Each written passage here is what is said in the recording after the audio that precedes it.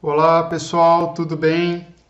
No vídeo anterior eu mostrei a vocês algumas ferramentas que estão disponíveis no software Kinovia que nos permite extrair algumas informações de cinemática linear do movimento. Então, no caso, eu mostrei para vocês uma aplicação do software Kinovia que nem foi desenvolvido para isso, na verdade, mas eu fiz uma adaptação de uma ferramenta do Kinovia para rastreamento de atletas. Então, eu mostrei para vocês que se houver a possibilidade da gente identificar uma parte do corpo do jogador ao longo do tempo, a gente consegue extrair informações de coordenadas x e y desse jogador. E feito um processo de calibração, que foi o que eu mostrei para vocês, utilizando as próprias linhas da quadra, a gente consegue converter essas coordenadas de tela para coordenadas reais. Obviamente, este rastreamento possui inúmeras limitações. Não é a metodologia ideal. Por que não é a metodologia ideal? Bom, a primeira delas é que espera-se que a câmera esteja fixa o tempo todo, o que não acontece na maioria das vezes que a gente pega vídeos do YouTube ou vídeos que são realizados na televisão. A câmera mexe, tudo bem? Então, eu necessariamente teria que fazer uma coleta própria para isso, para garantir que essa câmera não se mexe. O segundo problema, a segunda limitação, diz respeito ao próprio procedimento de calibração. O que é a calibração? É o procedimento no qual a gente inicialmente define a origem do nosso sistema de coordenadas e, segundo, a gente faz uma conversão entre coordenadas de tela e coordenadas reais. É por isso que a gente coloca uma grade na quadra e mostra qual que é a distância real entre os pontos da quadra para ele converter as coordenadas de tela e coordenadas reais. O problema é que espera-se que o movimento aconteça exatamente no mesmo plano onde foi realizada a calibração, o que novamente não acontece, é uma limitação novamente do estudo. Então, quando eu faço a calibração nesse caso aqui, eu estou fazendo uma calibração no plano da quadra. E quando eu faço o rastreamento do jogador, eu faço o rastreamento do jogador no quadril ou no tronco, que está acima do plano da quadra. Então isso dá claramente um erro de projeção. O jogador parece que está dentro da quadra quando ele está bem fora da quadra. E isso para algumas análises em biomecânicas pode ser uma limitação bastante grande. Então, muito cuidado quando for fazer esse tipo de análise. Como eu disse no vídeo anterior, é uma análise alternativa. Uma maneira seria ter a possibilidade de ter uma câmera completamente no topo da quadra, e aí a gente veria somente a cabeça do jogador, e aí teríamos sim uma ideia do movimento que o jogador faz no plano da quadra, tá bom? Então, conhecidas essas limitações do sistema e da forma como foi realizado, a gente realizou algumas análises de distância percorrida e velocidade que o atleta faz. O que eu quero mostrar para vocês hoje é uma outra aplicação utilizando as mesmas ferramentas, as mesmas rotinas do Octave e que nos permite ter uma boa ideia de um movimento que realmente aconteça no plano que foi calibrado e que nos permita fazer aí algumas inferências biomecânicas sobre o movimento. E o exemplo que eu trago para vocês hoje é esse exemplo aqui, ó, muito utilizado nas academias atuais, né? É um movimento que vem da ginástica e que tem sido muito utilizado, que é o movimento do levantamento de peso. Então, o que vocês estão vendo aqui, ó? Essa aqui é a pesquisadora do nosso grupo, a Luísa, e ela fez um levantamento aqui na barra e ela criou um ambiente calibrado exatamente no mesmo plano onde o movimento da barra, aqui a extremidade da barra, acontece. Então ela colocou aqui 4 pontos com coordenadas conhecidas, vocês estão vendo as marcaçõezinhas aqui, ó, nos halteres, tá? Ela criou esse sistema aqui. É óbvio que pode estar um pouquinho inclinado para um lado ou para o outro e que numa coleta científica a gente teria que tomar muito cuidado, mas para o dia a dia pode resolver o problema.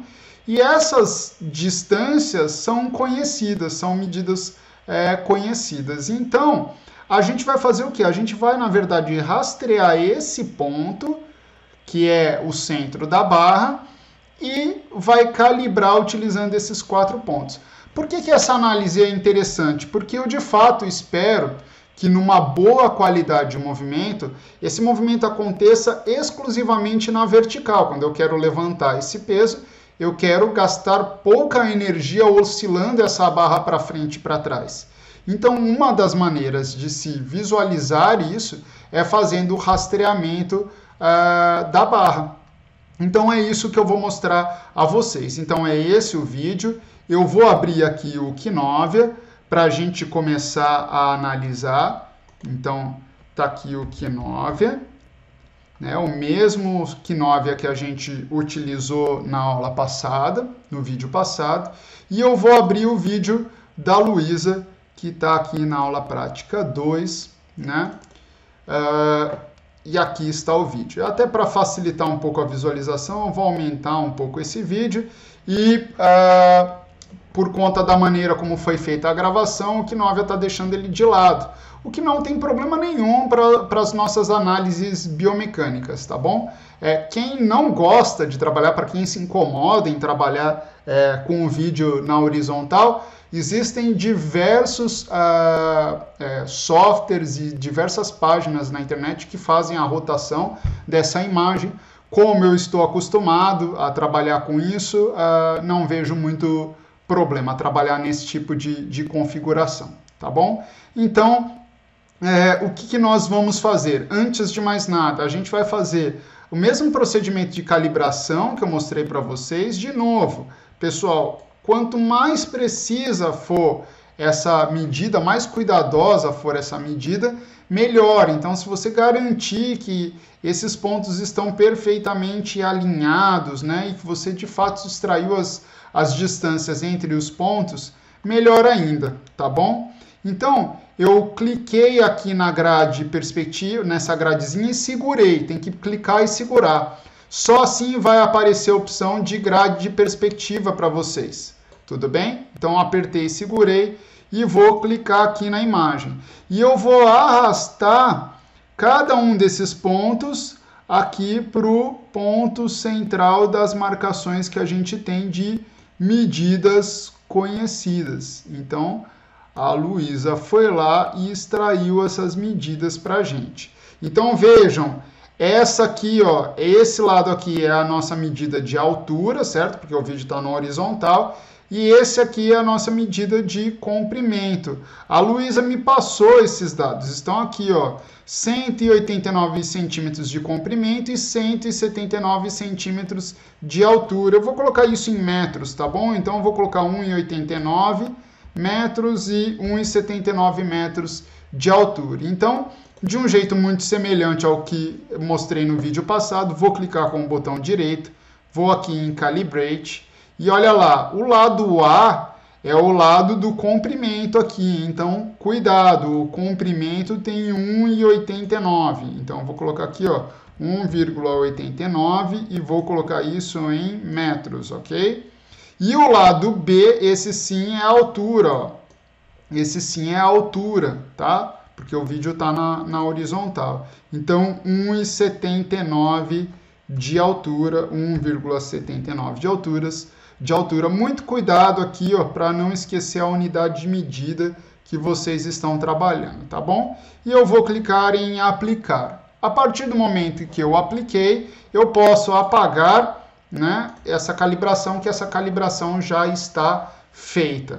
Então eu vou vir aqui no centro da barra, nós colocamos aqui um ponto claro, né, um marcador claro ao redor de uma fita escura. Daria para destacar mais isso, né, mas acredito que do jeito que vocês estão visualizando aí, fica claro a possibilidade da gente rastrear o centro da barra, ok? E aí eu vou clicar no botão direito e vou fazer o procedimento de rastreamento desse ponto da barra. Pessoal, muito importante, vejam o cuidado que a Luísa teve. Ela colocou esses 4 pontos exatamente no mesmo plano onde esse ponto da barra vai se deslocar. Tudo bem? A barra não está nem para frente nem para trás do plano onde foi calibrado. Então, muito cuidado. Uma maneira de fazer isso, muitas vezes se vocês não tiverem essa opção, é utilizar a porta do cômodo. Então, por exemplo, faz as marcações na porta do cômodo e aí realiza o movimento bem onde estaria a porta depois de aberta.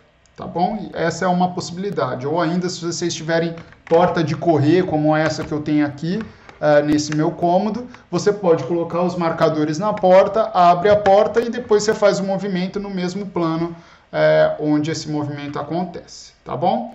Então, pessoal, vou aqui clicar com o botão direito e vou clicar em desenhar caminho. Como é um ponto muito específico, eu vou clicar com o direito novamente e vou em configuração, que é para ver exatamente se esse meu ponto está bem centralizadozinho nesse ponto no meio da barra. Outro ponto bastante interessante, essa janela grandona aqui ao redor é uma janela que representa a área de busca. Então, como o movimento vai acontecer essencialmente nessa direção, eu posso, para evitar grandes perdas no rastreamento, aumentar um pouco essa minha área, tá? Às vezes ajuda um pouquinho, tá bom? Então eu posso aumentar e aí eu coloquei bem aqui no meio e vou aplicar, tá bom? E aí, pessoal, muito cuidado, porque esse é um movimento muito rápido da Luísa.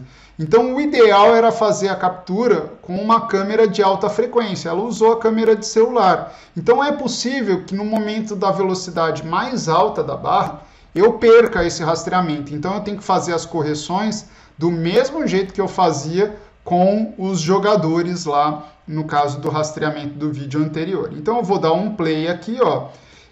Vejam, aqui já perdeu um pouquinho, ó. Olha como o marcador está um pouco abaixo do centro da barra. Então, vale a pena dar uma olhada muito cuidadosa. Até aqui estava indo bem, aqui já começou a perder. Então, o que eu faço? Eu vou clicar com o direito, eu vou clicar em apagar a trajetória a partir desse ponto, eu vou novamente centralizar esse ponto. Se quiser, pode usar até a configuração novamente aqui, ó, para ajudar a centralizar e aplicar. É bem possível que ele perca, tá bom, pessoal? Então, vocês podem ir clicando no botão direito e ir avançando ponto a ponto no seu vídeo. Então, no teclado, você vai apertando direito. Quando ele perder um pouquinho, você vem aqui e reajusta. E vai avançando. A partir do momento que atinge essa velocidade mais baixa, é bem possível que vocês não tenham mais problemas para perder esse rastreamento. Então, olha lá, eu vou de novo trazer aqui com bastante cuidado para o centro da barra e vou aplicar e vou novamente dar sequência aí ao vídeo, tá? Então, vejam que aqui perdeu um pouquinho de novo, ó. Ele se deslocou, ele estava até rastreando certo, mas se deslocou um pouquinho para a direita, tá? Então, vou corrigir com muito cuidado para que os dados fiquem cada vez melhores, tá bom? Vou novamente em apagar a trajetória a partir desse ponto, né? Vou avançar um instante de tempo e vou ajustar ali, ó, configuração, né? Vou ajustar para que fique bem no centro aí da barra, tudo bem? E aí posso dar sequência à minha análise, o restante parece que ele vai super bem. Rastreando aqui, perdeu de novo um pouquinho, vou fazer um novo reajuste e vou dar sequência até o final. Tudo bem? E aí, pessoal, eu consegui fazer todo o rastreamento. né? E aí ela tem o finalzinho aqui que ela se desloca para trás. Então, feito essa análise, pessoal, então eu consigo, por exemplo, clicar com o botão direito aqui e pedir para mostrar a medida.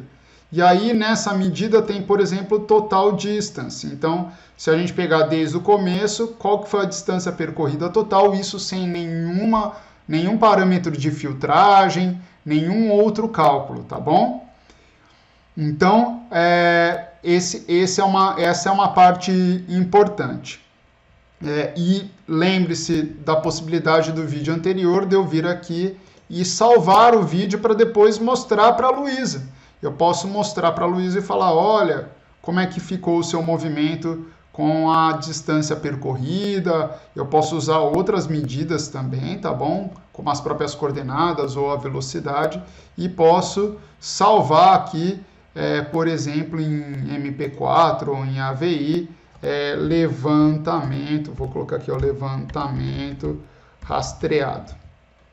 Bom, e vou salvar aqui o progresso dela. Se vocês forem lá na pasta, o levantamento rastreado, eu esqueci, o MP4 ele normalmente dá erro na hora de visualizar. Eu vou salvar em AVI, tá bom? Então vou pintar aqui novamente os dados e vou colocar aqui como rastreado, mas vou colocar em AVI e vou substituir, tá bom? E aí a tendência é que oh meu Deus, não salvou em AVI. Vou de novo, vou salvar vídeo. Acabei selecionando o arquivo em AVI, ó. Rastreamento, só que eu vou colocar em AVI. Tá bom? Salvar. Não é. Vou mudar aqui, mudar de nome para ele não confundir e salvar em AVI. Então, feito em AVI, a gente consegue visualizar esse vídeo, né, com os movimentos aqui e ter uma ideia do rastreamento e das coisas que ela fez, tá bom? Agora, um ponto também bastante importante é que a gente pode exportar as coordenadas bidimensionais desses marcadores, né, ou desse marcador, para depois fazer os cálculos que eu quiser, por exemplo, no Octave. Então, eu posso vir aqui, exportar para a planilha, né, e coloco aqui Luísa levantamento e vou salvar. E eu consigo abrir lá no Excel, vou abrir o meu Microsoft Excel. E nesse Microsoft Excel, eu venho aqui a opção de abrir, né, procurar em um local os dados da Luísa, tudo bem? E os dados da Luísa estão aqui. Então eu jogo, ó, copio aqui, ó, todos os dados dela, dou um Ctrl C, eu abro um bloco de notas, e venho aqui, ó, Ctrl V, e lembre-se de não deixar nenhum espaço aqui no final, nenhum espaço no começo, e de substituir tudo que é vírgula por ponto. Então aqui tem uma vírgula, aqui tem um ponto. Eu vou substituir tudo. Vocês vão ver que ficou tudo com ponto. Eu vou em arquivo, salvar como, e eu vou salvar aqui como dados Luísa, tudo bem? Eu estou salvando na mesma pasta onde eu já tenho aquelas rotinas do vídeo anterior, que é a rotina do rastreamento, ok? Eu vou clicar aqui em salvar. Ok? Feito isso, eu posso abrir o meu Octave, o meu software Octave. Vou limpar tudo aqui, que eu estava trabalhando em outras coisas, e vou lá na pasta onde estão as minhas informações, os meus arquivos. Então, vejam, aqui nos meus arquivos nós temos os dados da Luísa e temos também o rastreamento, certo? O rastreamento, que é a rotina que a gente usa para rastrear. Então, a primeira coisa que eu vou fazer é load dados luisa.txt, Vou carregar, ele vai vir para cá. Bom, depois de carregar os dados da Luísa, a gente pode usar a rotina rastreamento para fazer a nossa análise. Um ponto bastante importante dessa rotina rastreamento é que ela é exatamente a mesma que eu mostrei na semana passada para vocês, só que aqui eu faço um filtro um pouco mais leve do que eu fiz na semana passada. Justamente porque naquele da semana passada tinha muita oscilação do movimento do jogador. Nesse caso, eu diminuo um pouco o rigor dessa filtragem para justamente ver essas oscilações que a participante faz na barra, tá bom? Então a rotina é exatamente a mesma, eu só mudei esse valor aqui para 6, que é a frequência de corte do nosso filtro, e eu vou selecionar então a primeira linha novamente, vou dar um Ctrl C, vou copiar aqui esses dados, essa linha, e vou substituir por dados Luísa, que é o nome da nossa rotina, e a frequência de aquisição. Novamente eu vou precisar saber da frequência de aquisição do vídeo. Então eu vou lá na pasta onde eu tenho o vídeo da Luísa, né, da minha participante, vou clicar com direito em propriedades e eu vou vir aqui em detalhes. E aqui no detalhe está mostrando a taxa de quadros, que nesse caso é 30,04 quadros por segundo. Então é essa informação que eu vou usar lá. Então eu vou colocar aqui 30,04, que é a taxa de amostragem. E vou apertar Enter. O que nós temos aqui é a distância percorrida total da barra, né? Lembre-se que ela sobe, desce e sobe de novo. E a velocidade máxima que ela atinge, que eu pedi para demonstrar aqui. Existe a possibilidade também da gente plotar essa velocidade. Então, plot vel, né?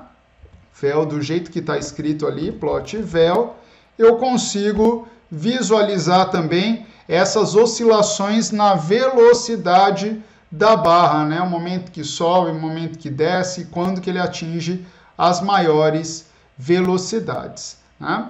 Um outro ponto bastante importante que a gente deve destacar é com relação à qualidade técnica do movimento da participante, porque, como eu disse a vocês, a ideia é que ela faça o levantamento da barra o mais vertical possível. Então, quanto mais oscilação tiver para frente e para trás, correto?